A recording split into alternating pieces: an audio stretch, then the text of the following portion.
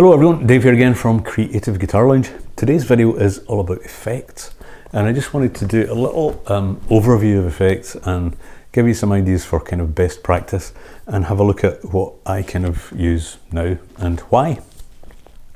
So effects commonly are thought of, or guitar effects, as those individual little boxes by people like Boss, Yamaha, Ibanez, all sorts of people, but I think probably it's safe to say the best known ones are those little Boss OD1 overdrive pedals and DD5 digital delays, those sorts of things. And they're pretty excellent. I, like most guitarists, when I started getting into effects some time ago, that's what I went for. And my network of pals, guitar playing friends, we had a kind of an exchange thing going on, so we tried all sorts of things. You know, like vintage things would come our way occasionally, like, you know, electro harmonics, big muffs and things like that, which you would try. And you know, the famous guitarists, you would look up the kind of effects that famous guitarists that you liked used, and you know, try and find those. But there are a few downsides to them. One is that they obviously need power supplied to them, and that can either be in the form of batteries, so usually those kind of 9-volt square batteries, which most effects pedals go through, particularly things like delay, really quickly. So you can find yourself with a pedal that just goes flat in the middle of a performance, which is not ideal. So you can go for the mains powered stuff, but then you need to be taking a 4-way or something on stage with you, and 4 different transformers, each feeding into these little pedals, each of which have little cables going from one to the other. So that was the kind of downside of them. And it led, I suppose, to the evolution of people like Boss. I remember had a kind of pedal board set up, a kind of plastic pedal board you could buy that the pedals all slotted into, and you could buy one for 4, I think one for 6, and so on. And you basically had an early pedal board, and you know, I think they came with the little patch cables and all that as well. So that was a lot nicer, neater on stage, and I used one of those for a while. All very good and well. But then I think in the kind of, well, mid 80s, maybe early 90s, people started, like Boss and Korg. I had a Korg early foot processor, started to come up with these kind of all-in-one things, and they were pretty good because you had all of the effects that you wanted in one nice sturdy metal box that just needed one cable, you know, one power cable, one cable from your guitar going in, one going out to the amp. Perfect. But they were, like all early digital things, a little bit clunky. You know, I remember you would set up patches on those things, so you would have a patch that maybe had distortion, and you know, a dirty patch that had chorus and maybe some flanging or whatever else you wanted on it, and then you would hop from that to another patch which would just sound vastly different, and you used to have to spend hours tinkering with them to try and make them sound as kind of natural and smooth as you could. So you know, they were kind of good in some ways and not so good in others, but they have evolved enormously since those days, and they've taken in things like COSM, which is, on my notebook here, composite object sound modeling, and that is basically digital models of vintage amplifiers. And that became a thing again, I suppose, in the kind of early 90s, at the start of this whole digital music revolution stuff. And you know, things started to get better. You went from the early things to people like Line 6 came along and did these digital models of vintage Marshall amps and vintage Vox amps, you know, the pod, that sort of thing. And then they had a range of amplifiers that had all that built into them, and they were better. They were really pretty good, and that's continued to kind of evolve and just get better.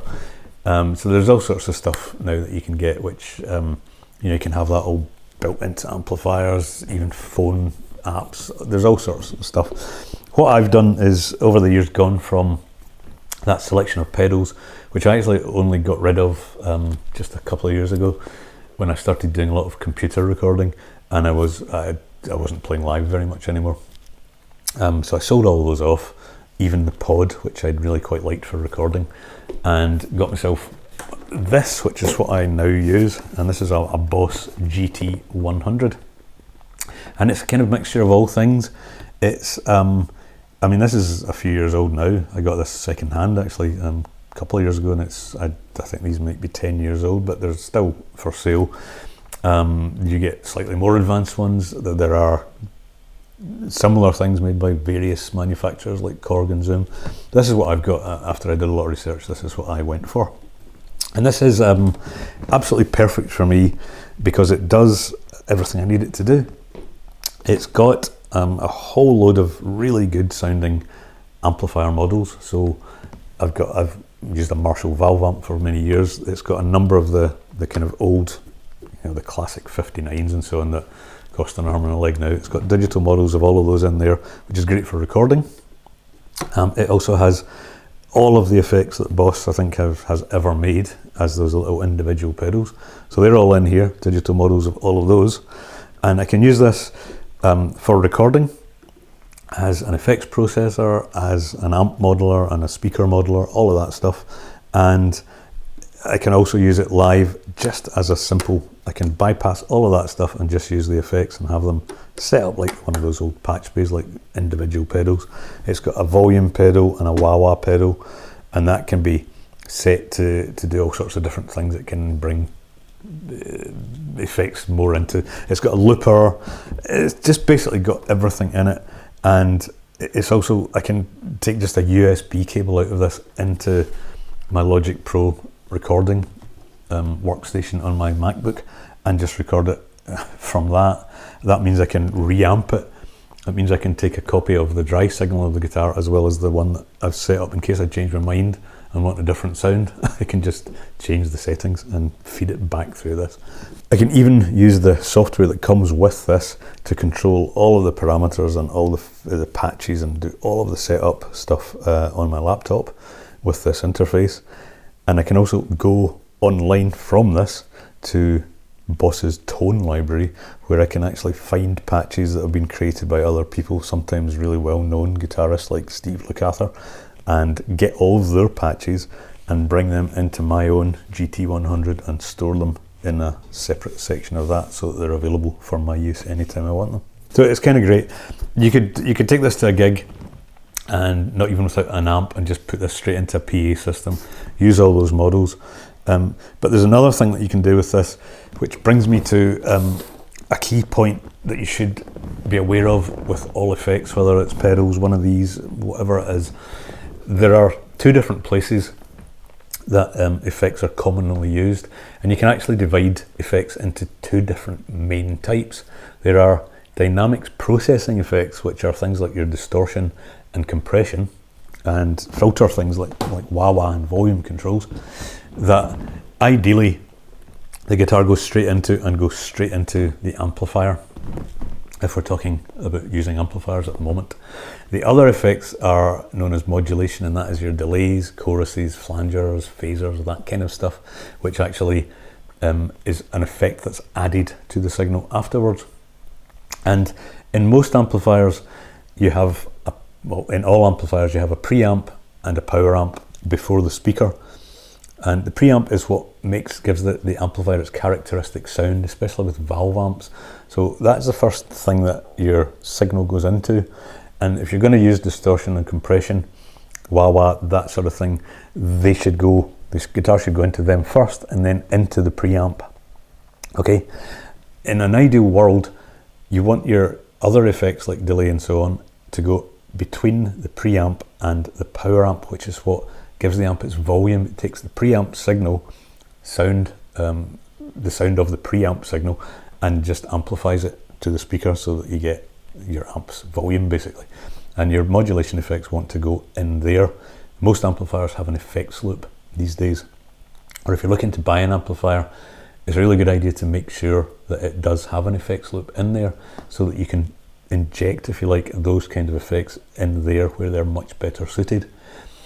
Now, if you don't, some amps don't have that, basic little practice amps and so on don't have that, and it's fine just to put all of your effects in a chain. If that's all you can do, it's all you can do. So you're still going to get good sounds, but doing it via an effects loop with the modulation effects is just a little bit cleaner because, well, for example, you're not adding delay to you're not distorting a delay effect, for example, if you do it through an effects loop. Okay, it just gives you a bit more control over the tone of the sound. So that's the kind of basic stuff to remember about effects. This GT100 and similar boxes like this give you the ability to do that. You can use what's known as a 4-cable method, and have a look on YouTube. There's lots of videos on how you can do that. I might do one myself because there's a couple of things that a lot of these videos miss out. But this gives you the ability to use your effects that way, all from within this one box. So you can basically place the effects in the chain wherever you want, and you can even, if you're using this with an amplifier, you can even use your amplifier's preamp in this as an effect, so to speak. You can put it in the right place in the chain rather than using one of the amplifier models that's in here, if you like your own better.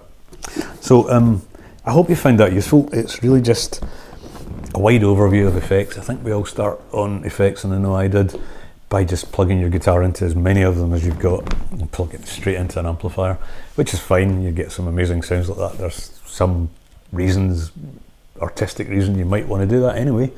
There are no particular rules in this, but using the effects loop just gives you a much wider kind of palette to play with, if you like.